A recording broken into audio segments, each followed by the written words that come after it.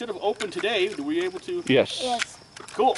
So one of the cool exhibits in there is exhibit of Blackjack Ketchum. Now, Blackjack Ketchum and his gang were train robbers by occupation, the last of the real Wild West outlaws, being in business right up to the turn of the century. And one of their favorite hideouts is a place called Turkey Creek Canyon. If you head out that direction, Turkey Creek Canyon is a couple miles up the road. Great hideout for the gang, being close enough to Cimarron that if they needed supplies, didn't have very far to go, but far enough away that they weren't worried about anybody getting them. Well, one day a sheriff from Colorado decided to track the gang to the hideout. Gun battle took place. All the gang were wounded in some fashion, but managed to escape. Now, Blackjack, there was one of the deputies actually got shot in the leg. It hit a knife. The bullet hit a knife he had in his pocket and drove the knife into his leg. He was brought back to the St. James, and he later died from infections to that wound. One of the folks who died in the St. James Hotel. Now, the exhibit of Blackjack Ketchum, well, what's interesting is, so Blackjack decided to go out on his own, and he tried to hold up a train at a place called Robbers Pass in Union County, New Mexico. And it didn't go well. Totally, the robbery got botched. He got shot in the arm, prevented his escape. They arrested him, amputated his arm, brought him before the judge. The judge said he was to be executed for his crimes. And so in April of 1901, they led him to the gallows, put him on the scaffold, put the black hood over his head, the rope around his neck, and due to some miscalculation, when they pulled the trap door, he fell through, the rope went taut and popped off his head. And the picture on display in there is a picture of Blackjack's body on the ground, and the black sack with his head is just a little too far away. It then became a freak show with the execution. They propped up the headless body of Blackjack Ketchum. Anybody wishing to get a picture made could with Blackjack. Now, being who he wasn't allowed to be buried in the cemetery there in Clayton. Clayton's the county seat of Union County. Buried him out of town, but because of who he was and how the execution went, there was some concerns about grave robbery, weird stuff.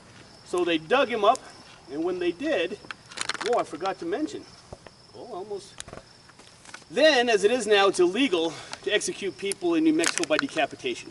So prior to burying him, they hired a seamstress to sew his head back up. Now, when they dug him up, they found out some interesting things. One, they didn't get his last request because I messed this one up. One of his last requests was to be buried face down so that the sheriff that arrested him could kiss his on his way to hell.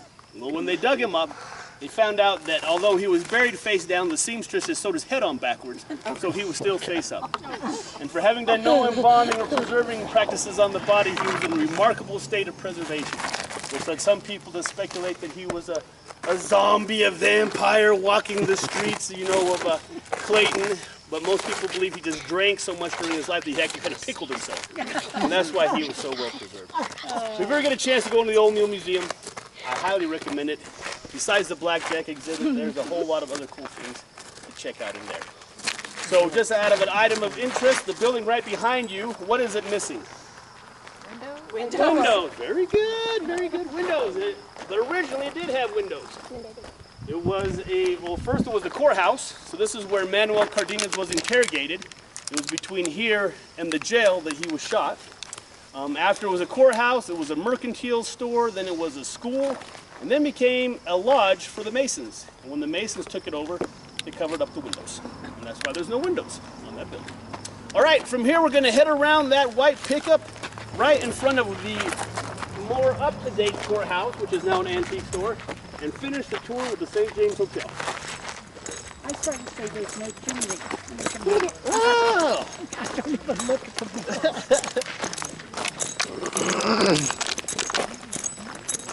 How often do you do this work? Now it's on Saturday. Now I do it by reservation. Somebody wants to bring the food. Nothing there. Thursdays, Fridays, and Saturdays.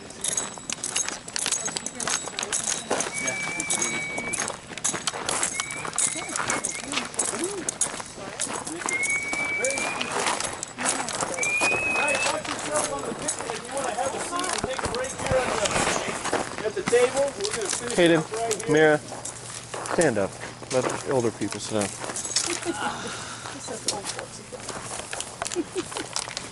I'm one of them, but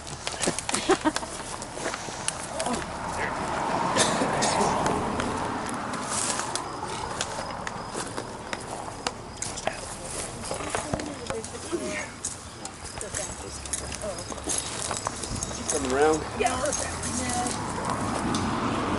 went to get the cars. Okay. We'll give them a minute, see if they show. She's getting in the car. Oh, she's getting in the car? Okay. All right, so our last stop on the tour is the St. James Hotel. Now, the St. James was built by a Frenchman, and this is my French for you. His name was Henri Lambert. In English, that's Henry Lambert. Now, Henry Lambert moved here from France in the 1860s and actually got involved in the Civil War. He became head chef for Ulysses S. Grant in the Union Army. Grant talked him up so well, he became head chef for Abraham Lincoln in the White House. Abraham Lincoln's assassinated. Good time for a career change. So they, hears about the gold rush going on out here, so he comes out here to look for gold. That didn't pan out. Gold pan out. Come on, oh gosh, guys, I've done worked you over too bad. So with a loan from Lucian Maxwell, he went back to doing what he knew best and built the St. James Hotel. Originally, it had 44 rooms. It boasted the best food and the best drinks in town. So it was the most popular place, and because it was the most popular place, it was home for most of the violence. 21, 26, in the 20s, a number of guys who were shot, murdered, killed, died in the St. James Hotel. If I pointed out that door when we first started the tour, so originally it had a balcony that ran just above the first floor. That door was how you would have accessed the balcony. And just like we see in the movies today, there would have been hostesses and stuff on the balcony waving at the, the travelers and folks like that. The big question is it haunted? There are 3 known ghosts that haunt the hotel, 2 of which were Henry Lambert's relatives. Henry Lambert had a son who was about her age, was in the kitchen and managed to either pour boiling oil or boiling water on himself, and burned one half of his body. He died from infections. A little while later, he's actually buried in our cemetery up here, and he would haunt the original kitchen area. And there's stories of people in the kitchen seeing, cans of food float off the shelf, utensils move around. There's a story of an employee coming down early one morning to set up for a breakfast, and there was someone on the bar spinning a glass. And you confronted the individual, you say, I need you to go upstairs, I need to leave the area, I need to set up for this banquet. And when he said that, the person turned to look at him. The side of his face was all scarred and bubbled. He hopped off the bar and disappeared. And that was the last day that guy worked there. He packed up and left. The other ghost is the first wife of Henry Lambert. Henry Lambert was married twice. Both of his wives were named Mary, which was very convenient for him. Haunts the Mary Lambert room. Supposedly, she's very fond of men. Men who have stayed in that room by themselves report feeling very comfortable, sometimes smelling a rose perfume smell, which was Mary Lambert's favorite perfume. Women, on the other hand, she was very jealous of. And there's stories of women staying in that room and coming back and their luggage is strewn all over the room. Sometimes seeing the apparition of Mary Lambert at the foot of the bed. Some ladies have woken up because they're being strangled. And they say it's Mary Lambert who's telling them to get out of the room. The most infamous of all the ghosts is a man by the name of T.J. Wright. And his story goes there was a high stakes game of poker going on in one of the upper rooms. A very large wager was made. Some people say it was a ranch. Other people say it was a cattle herd. There's some that say it was the deed for the hotel. Either way, he won the hand, won the bet, thought that was a pretty good night's work, so he cashed out, was walking down the hall when someone shot him in the back. He fell into room 18, and that's where he bled out and died. And it used to be when they would rent out that room, crazy things would happen. People would be in the room and the chandelier would start to spin all by itself. People would say objects in the room would be thrown at them. People would hear voices to the point that they locked the room. And you could rent out every room in the St. James except for room 18. There's people who, knowing the history, have gone and banged on the door, you know, "Hey, TJ, are you in there, huh?" And as they're walking away, something inside the room starts banging on the doorknob starts rattling. But to get the good ghost stories, you talk to the folks who have worked there, and they'll tell you about being in a room, and while they're in there, the toilet flushes by itself, the sink faucets turn on and off. They'll make up a room after somebody stayed there and come back a few minutes later, and it's all unmade, the bed's all undone. There's a story, this was told to me by the bartender. She was closing down the bar. Everybody was gone, the bar was completely empty. She had her back to the bar and was counting down the register, and she felt someone tap her on her shoulder. Without turning around, she said, "You know, just give me a sec." A couple seconds later, another tap on her shoulder. It's like, "I'll be with you in just a second." And all of a sudden, bang, something hit her on the back, almost knocked her over. And she jumped up really quick to see nobody in the whole hotel. Another story, they were setting up for a banquet, and some people had already arrived, and there was a person sitting at the head of the table, and the person sitting to their right. And the person at the head of the table said they saw this figure apparate, put its hands on the table, look across right into the eyes of the person sitting on the other side, and then disappear. But this story, this is the best ghost story. So I had a group here, oh, this is a long time ago now, but from Texas. It was in the fall, it was like September, October, and I asked them, I was like, "Why are you guys, there is nothing going on in Cimarron, why are you guys here this time of year?" And they said, "Well, we had some friends who had an experience in the hotel, and we came to check it out." And I was like, "Well, cool, well, what happened, man? Tell me." And they said, "Well, it was two ladies. They came in, checked into the hotel, got rooms right across the hall from each other, spent the rest of the day seeing the sights of Cimarron, had dinner that night, and went to bed. And one of the ladies, either late at night or early in the morning, thought she heard someone in her room say, 'Look at me.' Well, she wasn't sure whether she was dreaming or maybe heard someone in the hall, so she brushed it off.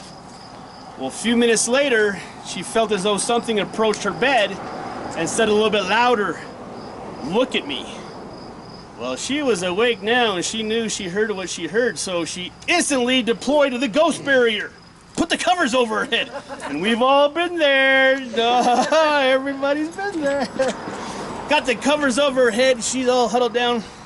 Said a few minutes later she felt as though something walked right up next to the bed, leaned down and yelled into her face through the covers, 'Look at me.' Well, that was it, man. She jumped up, all freaked out, ran across the hall, and jumped in bed with her friend. Because two scared people is better than one scared person. Nothing else happened the rest of the night.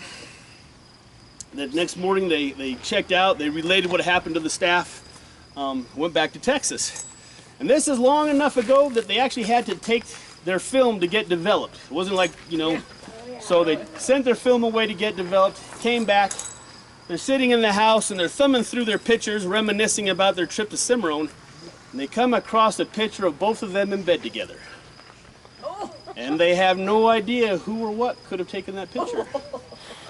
What they assume is whatever was saying, "Look at me," wanted to take a picture of the woman.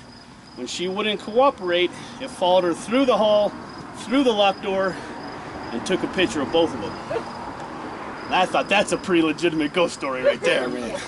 That's awesome. So, Unsolved Mysteries has been here. Travel Channel's Paranormal Road Trip has been here. A&E Ghost Prophecy has been here. Not countless ghost story writers and psychics and ghost hunters have all been here to do a story on the hotel. The who's who of the Wild West has stayed here. The the Earps on the way to Tombstone, Bat Masterson, Jesse James, Annie Oakley, Buffalo Bill, Clay Allison. So if not the premier landmark in northeastern New Mexico, it is definitely the premier landmark here in Cimarron. Wow. And that's my tour, guys. I am all done. I have told all my lies. So thank you very much for coming.